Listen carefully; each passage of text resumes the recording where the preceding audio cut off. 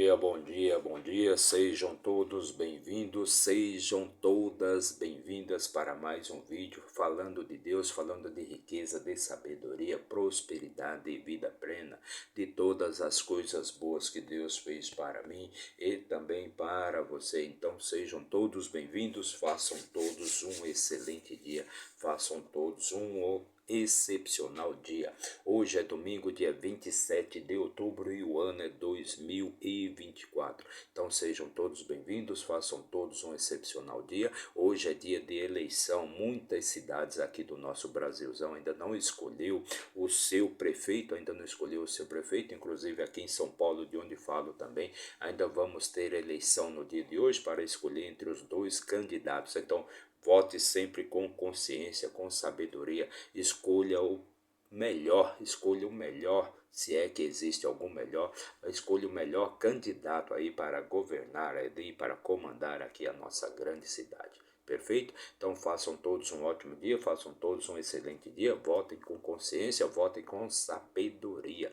E hoje vamos fazer a leitura, vamos ler e também comentar o capítulo 7 do segundo livro de Samuel. Então vamos fazer a leitura e vamos também comentar o capítulo 7 do livro de Samuel. Mas antes, já deixa aí seu like, comente, compartilhe, se inscreva aqui no nosso canal para dar aquela fortalecida no nosso trabalho, para que a gente possa sempre levar esse trabalho para mais e mais pessoas. Então se inscreva no nosso canal, basta você apertar o botãozinho ali de inscrever-se. Mas se isto for muito para você, então deixe apenas o seu like ali, o seu gostei. Agindo assim você vai estar nos ajudando também a levar sempre uma palavra de sabedoria e conforto para todas as pessoas desse nosso mundão, perfeito? Para todos, pois sempre estamos vivendo aí uma jornada mental, uma jornada psicológica, né? E sempre que a gente pode ajudar alguém, a gente está se beneficiando, pois quando a gente ajuda, Deus ajuda a gente também, ok? E pense nisso. Pense muito bem nisso. Aquele que não tem, até o pouco que tem lhe será tirado, e aquele que tem lhe será dado. Então, aquele que não tem sentimento de riqueza, de prosperidade, o pouco que tem, ele vai perder, e aquele pouco que tem lhe será dado para aquele que muito tem. E é assim que funciona a vida. Perfeito? Você pode até dizer que eu estou errado, mas no fundo, você sabe que a vida funciona assim. Então, aquele que tem sentimento de pobreza, de escassez, até o pouco que tem lhe será tirado e será dado para aquele que tem sentimento de riqueza, de prosperidade e abundância. Esta parábola está contida, né? Você já deve ter ouvido falar, né, da parábola dos talentos, a parábola dos talentos, onde Jesus Cristo conta ali a história de um senhor, né? Jesus Cristo conta ali para os seus discípulos, né, a história daquele senhor, aquele homem muito rico, né, que precisava fazer uma viagem, né? E ele resolveu deixar ali as suas riquezas, o seu dinheiro, os seus talentos com os seus servos. Então esta parábola, a parábola dos talentos, ela está contida no livro de Mateus, né, no capítulo 25 do livro de Mateus, dos versículos 14 até o 30, se eu não me engano, perfeito? Então conta a história daquele senhor que precisou fazer uma viagem e resolveu deixar ali os seus talentos, as suas riquezas ali com os seus servos, os seus funcionários. E ele distribuiu ali as suas riquezas de acordo com a capacidade de cada um. Perfeito? Então, para o servo, né? Então, se você for analisar bem essa parábola, né? Você vai ver que você aqui tem uma divisão social, uma divisão de classes sociais, onde você vai encontrar as três classes sociais predominantes. Você vai encontrar a classe social rica, né? E abastada. Você vai encontrar a classe média, né? E você vai encontrar também a classe pobre, né? A classe pobre.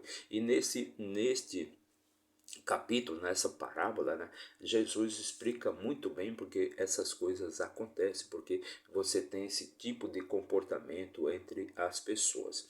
Então é a história daquele homem, do homem muito rico, né? Então ele resolveu distribuir ali suas riquezas, né, de acordo com a capacidade dos seus servos, pois ele precisava fazer uma longa viagem, iria demorar muito tempo. Então, para o primeiro servo, que ele sabia que era um servo de grande capacidade, um servo que tinha muito sentimento de riqueza, de prosperidade e abundância, então ele deixou 5 talentos, né? Então vamos supor, é como se ele tivesse deixado 5.000 reais com aquele servo. Por segundo, ele deixou 2 talentos, ele deu 2 talentos, né? Então você vê que aí já é um servo de classe média, ele deu 2 talentos, pois ele sabia que esse servo, ele era ali um servo de classe média, né? Que tinha um comportamento ali de riqueza, mas ainda não estava num nível superior. E por terceiro, ele deixou apenas 1 talento, pois ele sabia que aquele servo, ele tinha sentimentos de pobreza, de escassez, de miséria, de necessidade e de carência. Então esse servo não tinha nenhum sentimento de riqueza, perfeito? Então ele foi fazer sua viagem. E o que aconteceu? O primeiro servo que recebeu os 5 talentos, ele foi lá, negociou, granjeou, né, investiu, né, no texto fala em granjear, né, ou seja, investiu os talentos do seu senhor e ele dobrou os talentos, então ele ficou com 10 talentos. Ele recebeu 5, negociou, ganhou mais 5, ficou com 10 talentos. O segundo fez a mesma coisa, também negociou, também granjeou, investiu, né? Ele recebeu 2, dobrou, ficou com 4 talentos ou 4.000 reais. Já o terceiro, né, com medo, com o sentimento de escassez, com o sentimento de pobreza, né, com o sentimento de miséria, o que ele fez? Ele, com medo de perder ali, pois ele sabia que o seu senhor era um homem severo, um homem duro, um homem rígido, né, que não iria aceitar que ele perdesse o seu dinheiro. Então o que ele fez? Com medo, ele escondeu o dinheiro, ele escondeu aquele talento que o Senhor deu para ele, né? Ele escondeu e não fez nada, ele escondeu com medo de perder ali o dinheiro do seu Senhor. Muito tempo depois, aquele senhor volta, né? E ele chama ali, no caso, os servos para prestarem contas do seu dinheiro, dos seus talentos, da sua riqueza, que ele havia deixado ali com os seus servos. Então, o primeiro servo veio e disse para ele: olha, senhor, aqui estão os seus 5 talentos que o senhor me deu, os seus 5.000 reais que o senhor me deu. Eu negociei, eu investi, eu granjeei e aqui estão mais 5, então fazendo um total de 10 talentos, né? De 10 talentos. Então aquele senhor, o que aquele senhor disse? Então vamos ver aqui o texto certinho.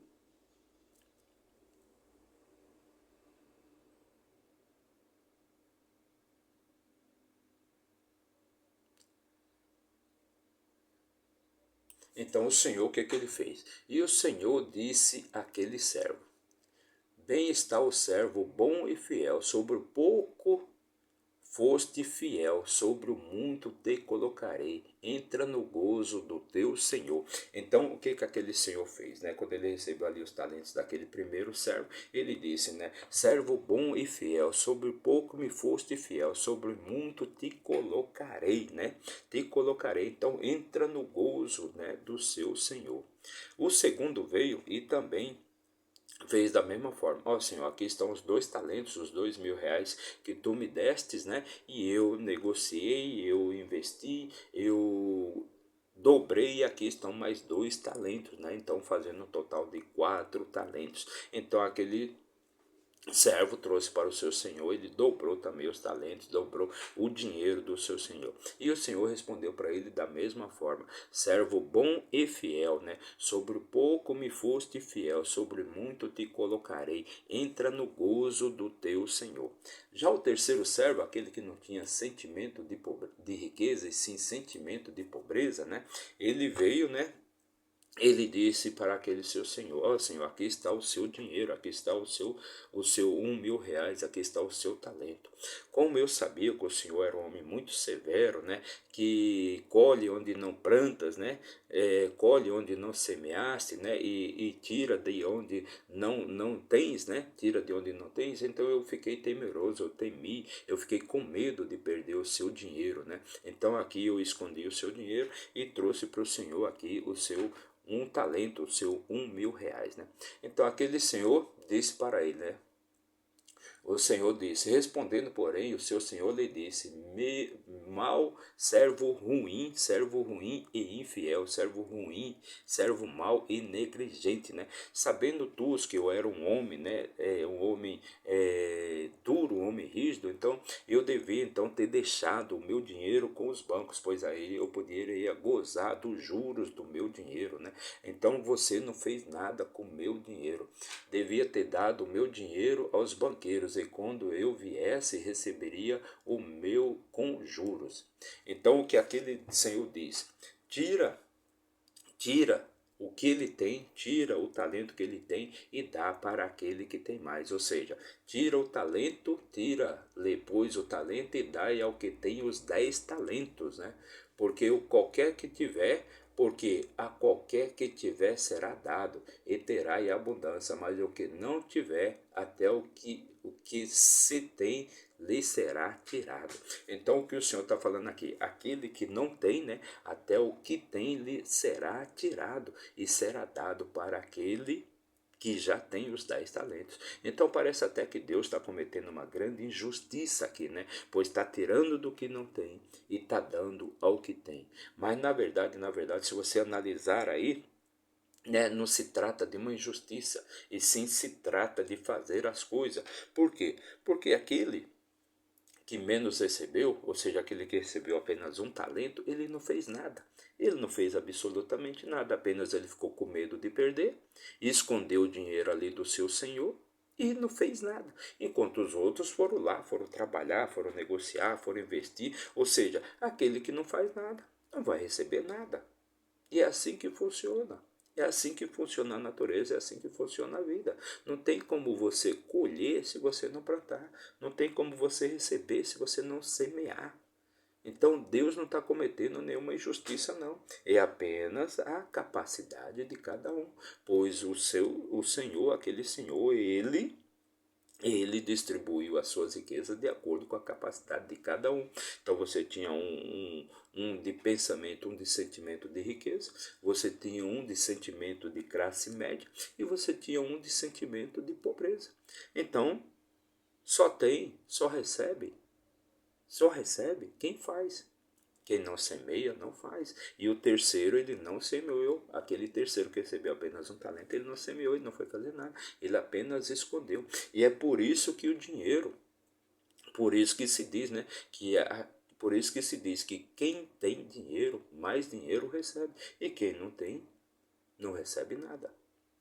É por isso que quanto mais rica a pessoa é, mais rica ela fica, porque o dinheiro vai para onde tem dinheiro. E quanto mais pobre a pessoa é, mais pobre a pessoa fica. Por quê? Porque o dinheiro não vai para quem não tem dinheiro. Então é por isso que é dito, aquele que não tem, até o que tem lhe será tirado. E aquele que tem, né, o que já tinha os 10 talentos, recebeu o talento daquele que não tinha nada, perfeito? Porque o sentimento de um era um sentimento de riqueza, de prosperidade, de abundância, enquanto o sentimento do outro era um sentimento de pobreza, de escassez, de falta. Perfeito? Então, com estas palavras, vamos começar a nossa leitura de hoje e para isso vamos usar aqui a nossa ferramenta de trabalho, a nossa Bíblia Sagrada, o nosso manual de instruções para a vida e vamos abrir aqui no 10º livro, né? Lembrando que a Bíblia é formada por 66 livros, então chegamos no 10º livro, o segundo livro de Samuel, perfeito? E vamos fazer a leitura hoje do capítulo, né? Do capítulo 7 do segundo livro de Samuel, né? No capítulo 6 nós falamos sobre o traslado da a arca de Deus, né? Da arca de Deus, da arca da aliança de Deus com o povo de Israel, né? Então nós fizemos a leitura de como foi o traslado, como foi retirar a arca desde Judá e levar ela até Jerusalém, onde Davi se estabeleceu ali e fez uma casa de cedro para ele, né? Uma casa de cedro, uma casa muito bem feita ali para ele, né? Enquanto que a casa de Deus era um tabernáculo feito de cortinas, era uma verdadeira tenda, né? Então no capítulo 6 nós falamos sobre esse traslado e agora no capítulo 7, né? Davi ele fica muito indignado, né? Pois ele morava, né? Em uma casa muito bem feita, enquanto a casa de Deus era uma casa de cortina, era uma espécie de tenda, né? Onde que a arca repousava ali. Então eles tiraram a arca de Judá e levaram até Jerusalém, perfeito? E lá a arca ficou no tabernáculo ali, que na verdade era como se fosse uma tenda. Então nós vamos ver aqui que Davi fica muito indignado com essa situação, né? E Davi recebe a honra ali, né, através do profeta Natan, de fazer ali um templo, né, para a morada de Deus, um templo que seria ali a casa de Deus. É claro que isso não vai se concretizar, mas isso é história para outro vídeo, ok? Então, o versículo 7, aliás, capítulo 7, versículo 1 diz assim: E sucedeu quando o rei se assentou na sua casa, e o Senhor lhe tinha dado descanso de todos os seus inimigos ao seu redor. Então, nesse período aqui, Davi estava em paz, ele estava descansando, não estava em batalha com ninguém, correto? Versículo 2: Que o rei disse a Natã, o profeta: Vê agora que habito em uma casa de cedro. O rei disse a Natã, o profeta: Vê agora que habito em uma casa de cedro, mas a arca de Deus habita dentro de cortinas. Então, Davi ele ficou muito indignado com aquela situação, porque ele habitava em uma casa de cedro muito bem feita, enquanto a arca estava em uma casa de cortinas. Versículo 3: E Natã disse ao rei: Vai, faz tudo o que está no teu coração, porquanto o Senhor está contigo. Então Natã disse: Vai, faz tudo o que está no teu coração, pois Deus está contigo. Versículo 4: E sucedeu naquela noite que a palavra do Senhor veio a Natã dizendo: Vai e diz ao meu servo Davi: Assim diz o Senhor: Edificar-me-ás tu uma casa na qual eu habite. Então, Deus está mandando Natan dizer ali para Davi que ele foi o escolhido para fazer uma casa, né, fazer o templo ali para que a arca de Deus habite naquele templo. Ainda que eu não tenha habitado em nenhuma casa desde o tempo em que fiz subir os filhos de Israel do Egito até este dia, mas eu adentro uma tenda e em um tabernáculo. Então, Deus habitava em uma tenda e um tabernáculo perfeito em todos os lugares nos quais tenho caminhado com todos os filhos de Israel. Falei alguma palavra com cada uma das tribos de Israel, a quem ordenei que alimentasse o meu povo Israel, dizendo: Porque não me edifiqueis uma casa de cedro. Agora, portanto, assim dirás ao meu servo Davi: Assim diz o Senhor dos exércitos: Eu te tirei do aprisco do apacentar das ovelhas para ser soberano sobre o meu povo, sobre Israel. Então, a mensagem que Deus está passando aqui para que Natan transmita até o Davi, até seu servo Davi, é que em momento nenhum Deus exigiu ali, né, que as tribos de Israel fizesse para ele uma casa de cedro, né? Então, diz assim, né? Ainda que eu não tenha habitado em nenhuma casa desde o tempo em que fiz subir os filhos de Israel do Egito até este dia, mas eu não adentro uma tenda, mas eu adentro uma tenda e em um tabernáculo. Em todos os lugares nos quais tenho caminhado com todos os filhos de Israel, falei alguma palavra com cada uma das tribos de Israel, a quem ordenei que alimentasse o meu povo Israel, dizendo: Por que não me edifiqueis uma casa de cedro? Então Deus está perguntando aqui, né, para Davi, quando foi que ele exigiu ali que alguma das tribos, que alguém do povo de Israel fizesse para ele uma casa de cedro, fizesse para ele um templo. Em momento nenhum Deus exigiu isso ali das tribos de Israel. Então é exatamente o que Deus está falando aqui para o profeta Natã. Agora, portanto, assim dirás ao meu servo Davi: Assim diz o Senhor dos Exércitos: Eu te tirei do aprisco do apacentar das ovelhas para ser soberano sobre o meu povo, sobre Israel. E eu estava contigo onde quer que ias. E cortei todos os teus inimigos da tua vista, e fiz de ti um grande nome, comparável ao nome dos grandes homens que estão na terra. Então, Deus está dizendo aqui, né, que ele colocou a Davi ali como soberano sobre todo o povo de Israel. Ademais, indicarei um lugar para o meu povo Israel, e os plantarei para que possam habitar em um local que lhes seja próprio e não mais se mudem. Tampouco os filhos da impiedade voltarão a afligi-los como em outrora. E desde a época em que ordenei juízes para estarem sobre o meu povo, Israel, tenho feito com que descanses de todos os teus inimigos. O Senhor também te declara que te edificará uma casa. O Senhor também te declara que te edificará uma casa. E quando os teus dias se cumprirem, e tu dormires com os teus pais, prepararei a tua semente após ti, a qual procederá das tuas entranhas, e estabelecerei o teu reino. Ele edificará uma casa para o meu nome, e eu estabelecerei o trono do seu reino para sempre. Eu serei o teu pai, e ele será o meu filho. Se ele cometer iniquidade, eu o castigarei com a vara de homens e com as correias dos filhos dos homens. Versículo 15. Porém, a minha misericórdia não se retirará dele, como a retirei de Saul, o qual eu retirei de diante de ti. Então, a misericórdia de Deus jamais saiu ali de Davi, né? Como havia saído ali de Saul, pois o Espírito de Deus saiu de Saul e se estabeleceu em Davi, porque Saul era um homem desobediente, era um homem pecador, que não cumpriu os mandamentos nem as leis de Deus, perfeito? Então, por isso que o Espírito de Deus saiu ali de Saul e se estabeleceu em Davi.